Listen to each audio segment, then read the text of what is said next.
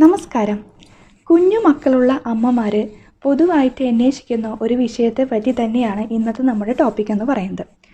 അതായത് കുഞ്ഞു മക്കളുള്ള അമ്മമാർക്ക് ഏറ്റവും കൂടുതൽ അനുഭവപ്പെടുന്ന ഒരു ഡൗട്ടാണ് അവർക്ക് ഏതെല്ലാം തരത്തിലുള്ള ഫുഡുകൾ കൊടുക്കണം, അവരുടെ ആരോഗ്യം മെച്ചപ്പെടുത്തിയെടുക്കാൻ പറ്റാവുന്നതും അതുപോലെ തന്നെ അവരുടെ ഇമ്മ്യൂണിറ്റി പവർ ബൂസ്റ്റ് ചെയ്യാൻ സഹായിക്കുന്നതുമായിട്ടുള്ള ആഹാരങ്ങൾ എന്തെല്ലാമാണ്, അത് ഏതെല്ലാം ടൈമിൽ കൊടുക്കണം എന്നതിനെ പറ്റിയിട്ടെല്ലാം തന്നെ അവർക്ക് ഒരുപാട് ഡൗട്ട് വരുന്ന കാര്യങ്ങളാണ് അല്ലേ.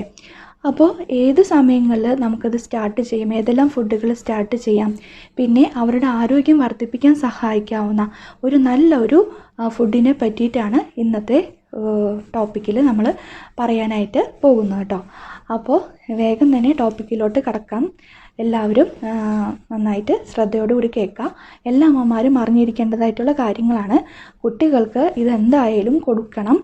അവർക്ക് ഒരു നേരമെങ്കിലും എന്ന രീതിയിൽ ഇത് കൊടുത്ത് ശീലിപ്പിക്കുക, അവരുടെ ആരോഗ്യം മെച്ചപ്പെടുത്തി എടുക്കുക എന്നതാണ് നമ്മുടെ ലക്ഷ്യം. അതിനായിട്ട് നമുക്ക് ഈ ഒരു ഫുഡ് അവർക്ക് ഇൻട്രൊഡ്യൂസ് ചെയ്യേണ്ടതാണ് കേട്ടോ. അപ്പോൾ നമുക്ക് വീഡിയോയിലോട്ട് കടക്കാം. അപ്പോൾ കുഞ്ഞു കുട്ടികളെ സംബന്ധിച്ചിട്ട് ഒരു 6 മാസം കഴിഞ്ഞ് വരുന്ന ആ പ്രായത്തിലാണ് നമ്മൾ അവരുടെ വീനിങ് സ്റ്റാർട്ട് ചെയ്യുന്നത് അല്ലേ. അതായത് സോളിഡ് ഫുഡ് കൊടുക്കുന്ന ഒരു ടൈം എന്ന് പറയുന്നത്. അതുവരെ നമ്മൾ അമ്മയുടെ പാല് മാത്രമേ 6 മാസം വരെ കൊടുക്കാൻ പാടുള്ളൂ. അതിൻ്റെ ഇടയിൽ നമ്മൾ വേറെ ഒരു ഫുഡും അവർക്ക് കൊടുക്കേണ്ട കാര്യമില്ല. അവരുടെ വളർച്ചയ്ക്ക് വേണ്ടിയിട്ടുള്ള എല്ലാ ഘടകങ്ങളും അതിൽ തന്നെ ഉണ്ട്. അപ്പോൾ എന്തായാലും അമ്മയുടെ പാലുള്ളവർ എന്തായാലും അമ്മയുടെ പാല് തന്നെ കൊടുക്കാൻ നിർബന്ധമായിട്ട് അമ്മയുടെ പാല് തന്നെ കൊടുക്കണം 6 മാസം വരെ. അതിനുശേഷം നമുക്ക് സെമി സോളിഡ് എന്ന രീതിയിൽ അവർക്ക് കുറുക്കുകൾ എന്ന രീതിയിൽ നമുക്ക് സ്റ്റാർട്ട് ചെയ്യാവുന്നതാണ്. അതിലാദ്യം തന്നെ നമ്മൾ കുന്നങ്കായ തന്നെയാണ് എടുക്കുന്നത്. ചിലവർ കണ്ണങ്കായ എന്നൊക്കെ പറയും, പല പേരുകൾ അറിയപ്പെടുന്നുണ്ട്. ഇത് നമുക്ക് സ്റ്റാർട്ടിങ് എന്ന രീതിയിൽ ഒരു സെമി സോളിഡ് എന്ന രീതിയിൽ അവർക്ക് കുറുക്ക് എന്ന രീതിയിൽ ഉണ്ടാക്കി കൊടുക്കാവുന്നതാണ്. ഇങ്ങനെ കുറുക്ക് ഉണ്ടാക്കുമ്പോൾ മധുരത്തിന് നമ്മൾ പഞ്ചസാര ഒരിക്കലും ചേർക്കാൻ പാടില്ല. പഞ്ചസാര ചേർത്തിട്ടുണ്ടെങ്കിൽ കോൺസ്റ്റിപ്പേഷൻ വരാനുള്ള സാധ്യത കൂടുതലാണ്. അതുകൊണ്ട് തന്നെ അവർക്ക് പനക്കൽക്കണ്ടമോ ശർക്കരയോ ഇട്ടിട്ടാണ് കൊടുക്കേണ്ടത്. പനക്കൽക്കണ്ടമാണ് നല്ലത്. ഇത് ഉരുക്കിയിട്ട് നമുക്ക് അവരുടെ കുറുക്കിലോട്ട് ആഡ് ചെയ്തിട്ട് നമുക്ക് വളരെ ലൈറ്റായിട്ട് എന്ന രീതിയിൽ അവർക്ക് കൊടുക്കാവുന്നതാണ് കേട്ടോ. അത് കഴിഞ്ഞിട്ട് നമുക്ക് കുന്നങ്കായുടെ പൊടിക്ക് ശേഷം കുറുക്കിന് ശേഷം നമുക്ക് അവർക്ക് റാഗി പൊടി കൊടുക്കാവുന്നതാണ്. റാഗി ഒരു നേരം എന്ന രീതിയിൽ നമുക്കിതുപോലെ ആദ്യം വളരെ കുറച്ച് ഡൈലൂട്ട് എന്ന രീതിയിൽ കൊടുക്കാം. പിന്നെ കട്ടി കുറച്ച് കൂട്ടി വരാവുന്നതാണ് കേട്ടോ. ഇത് ഈ കുന്നങ്കായ പൊടിയും അതുപോലെ റാഗി പൊടിയുമാണ് ആദ്യം നമ്മൾ കൊടുക്കുന്നത്. പിന്നെ അതിന് ശേഷം നമ്മൾ കുറച്ചും കൂടി ടൈം കൊടുത്തതിന് ശേഷം നമ്മൾ ഏത്തവാഴക്ക പൊടി, അതായത് നേന്ത്രവാഴയ്ക്ക പൊടിയാണ് പിന്നെ നമ്മൾ കൊടുക്കുന്നത്. അപ്പോൾ അവരുടെ ഡൈജഷൻ ശരിയായ രീതിയിൽ നടന്നു വരണമെങ്കിൽ നമ്മൾ ഒരുപാട് അളവിൽ കൊടുക്കാൻ പാടില്ല.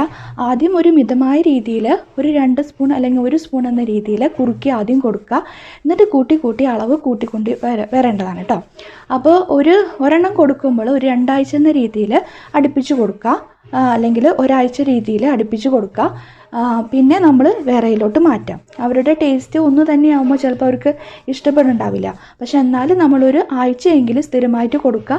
ആ ഒരു ടേസ്റ്റിനോട് അതിനോടനുബന്ധിച്ചിട്ട് വരണം അവർ ആ ടേസ്റ്റ് ഇഷ്ടപ്പെട്ട് വരണമെങ്കിൽ ഒരാഴ്ച അടുപ്പിച്ചിട്ട് കൊടുക്കുക. പിന്നെ എന്തെങ്കിലും അതിനോട് റിയാക്ഷൻ ഉണ്ടെങ്കിൽ അവിടെ ശരീരം എന്തെങ്കിലും അലർജിക് റിയാക്ഷനൊക്കെ കാണിക്കുന്നുണ്ടെങ്കിൽ നമ്മൾ കുറച്ച് സമയം അത് കൊടുക്കണം ശരീരത്തിന്, എന്നാൽ മാത്രമേ അത് കാണിക്കുന്നുണ്ടാവുള്ളൂ. അതുകൊണ്ട് തന്നെ ഒരു 2 ആഴ്ച എന്ന രീതിയിൽ ഒരു ഫുഡ് ആദ്യം ഇൻട്രൊഡ്യൂസ് ചെയ്യുക. അതിനുശേഷം വേറെയിലോട്ട് മാറ്റാം കേട്ടോ. അപ്പോൾ നമ്മൾ കുന്നങ്കായ പൊടി കൊടുത്തു, പിന്നെ റാഗി കൊടുക്കുക ഒരു നേരം എന്ന രീതിയിൽ, ഏത്തവാഴക്ക പൊടി കൊടുക്കുക.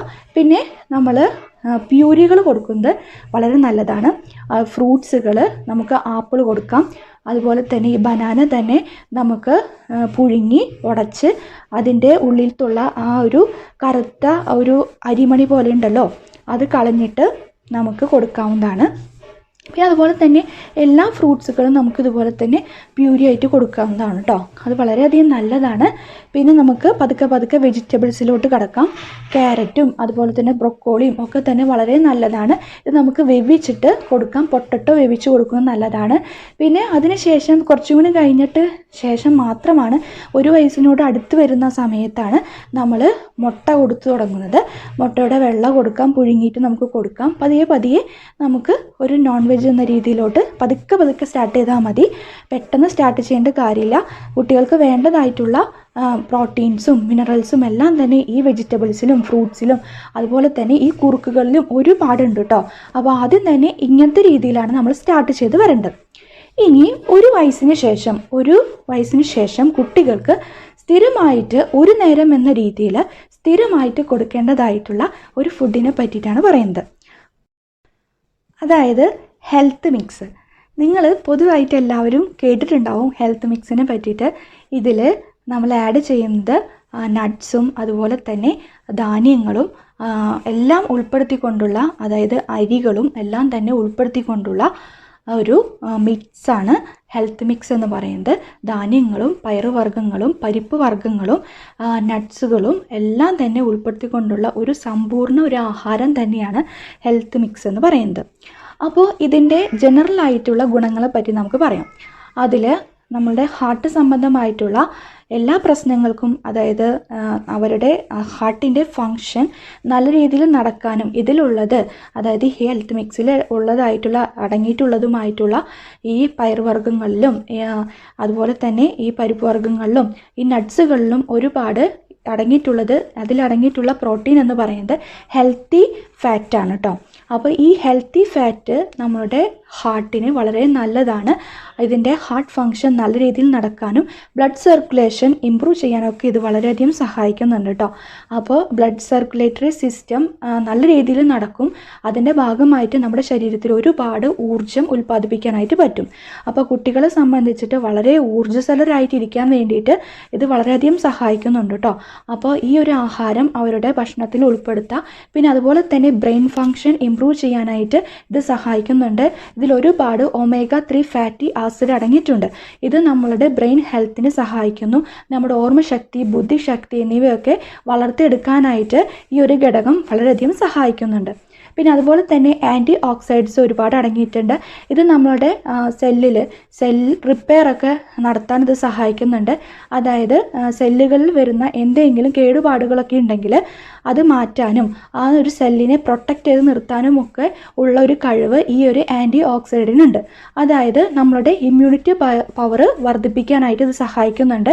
ശരീരത്തിൽ വരുന്ന ഇൻഫെക്ഷൻസ് ഒക്കെ കുറച്ച് നിർത്തി നമ്മുടെ അലർജിക് റിയാക്ഷനൊക്കെ പോലെയുള്ള കണ്ടീഷനൊക്കെ ഉണ്ടെങ്കിൽ ഇതൊക്കെ വരാതെ നമ്മുടെ ശരീരത്തിനെ പ്രൊട്ടക്റ്റ് ചെയ്ത് നിർത്തി ഇമ്മ്യൂണിറ്റി പവർ ബൂസ്റ്റ് ചെയ്യാനൊക്കെ ഇത് സഹായിക്കുന്നുണ്ട് കേട്ടോ. പിന്നെ അതുപോലെ തന്നെ നേരത്തെ പറഞ്ഞ പോലത്തെ കുട്ടികളെ സംബന്ധിച്ചിട്ട് ഇതിലൊരുപാട് കാൽസ്യവും മെഗ്നീഷ്യവും സിങ്കും അടങ്ങിയിട്ടുണ്ട്. അപ്പോൾ പിന്നെ അതുപോലെ തന്നെ വൈറ്റമിൻ കെ അടങ്ങിയിട്ടുണ്ട്.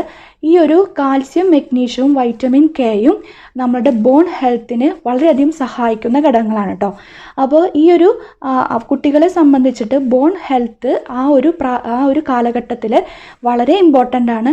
അവിടെ വളർച്ചയ്ക്ക് ഏറ്റവും കൂടുതൽ വേണ്ട ഘടകങ്ങളാണ്. അപ്പോൾ അതുകൊണ്ട് തന്നെ ഈ ഒരു നട്ട്സിലൊക്കെ ഒരുപാട് ഈ ഒരു കണ്ടൻറ്റുകൾ അടങ്ങിയിട്ടുണ്ട്. അപ്പോൾ അതുകൊണ്ട് തന്നെ ഇത് അവർക്ക് ഉള്ളിലോട്ട് കഴിക്കുന്നതിൻ്റെ ഭാഗമായിട്ട് അവരുടെ ബോൺ ഹെൽത്ത് നല്ല രീതിയിൽ നടക്കാനായിട്ട് സഹായിക്കുന്നുണ്ട്. അവരുടെ വളർച്ചയെ ഇത് സഹായിക്കും. അപ്പോൾ അതുകൊണ്ട് തന്നെ ഇത് വളരെ ഇമ്പോർട്ടൻ്റ് ആണ്. ഇതിൻ്റെ പൊതുവായ ഗുണങ്ങളാണ് പറയുന്നത്. പിന്നെ അതുപോലെ തന്നെ ഇതിൽ നൈട്രിക് ഓക്സൈഡ് അടങ്ങിയിട്ടുള്ളത് കൊണ്ട് തന്നെ നമ്മളുടെ ഈ ഒരു ബ്ലഡ് വെസൽസൊക്കെ നല്ല രീതിയിൽ എക്സ്പാൻഡ് ചെയ്യേണ്ട സാഹചര്യങ്ങൾ എക്സ്പാൻഡ് ചെയ്യാനും അത് എവിടേക്കാണ് ചുരുങ്ങേണ്ടത് എന്ന രീതിയിൽ ചുരുങ്ങി വരാനും, അതായത് അതിൻ്റെ ഒരു ഫ്ലെക്സിബിലിറ്റി, ഇലാസ്റ്റിസിറ്റി ഒക്കെ കൂട്ടാനൊക്കെ സഹായിക്കാവുന്ന ഘടകങ്ങളാണിത്. അപ്പോൾ ഇങ്ങനെ ഉണ്ടാകുന്നതിൻ്റെ ഭാഗമായിട്ട് ബ്ലഡിൽ ക്ലോട്ട് ഉണ്ടാവാതിരിക്കാനും ഒക്കെ സഹായിക്കുന്നുണ്ട്. അപ്പോൾ ഇതിൻ്റെ ഭാഗമായിട്ട് നല്ല രീതിയിൽ ബ്ലഡ് സർക്കുലേഷൻ ഉണ്ടാവാനും നമ്മുടെ ശരീരത്തിൽ നല്ല രീതിയിൽ രക്തോട്ടം ഉണ്ടാകുന്നതിൻ്റെ ഭാഗമായിട്ട് എനർജി കൂടാനും ഓക്സിജൻ്റെ അളവ് എല്ലാ കോശങ്ങളിലോട്ടും എല്ലാ ഓർഗണിലോട്ടും കൃത്യമായ രീതിയിൽ എത്താനും ഇത് സഹായിക്കുന്നുണ്ട്. അപ്പോൾ കുട്ടികളെ സംബന്ധിച്ചിട്ട് നമ്മൾ ഇത് കൊടുക്കുകയാണെങ്കിൽ അവരുടെ വളർച്ചയ്ക്ക് ഇത് ഒരുപാട് സഹായിക്കുന്നുണ്ട് കേട്ടോ.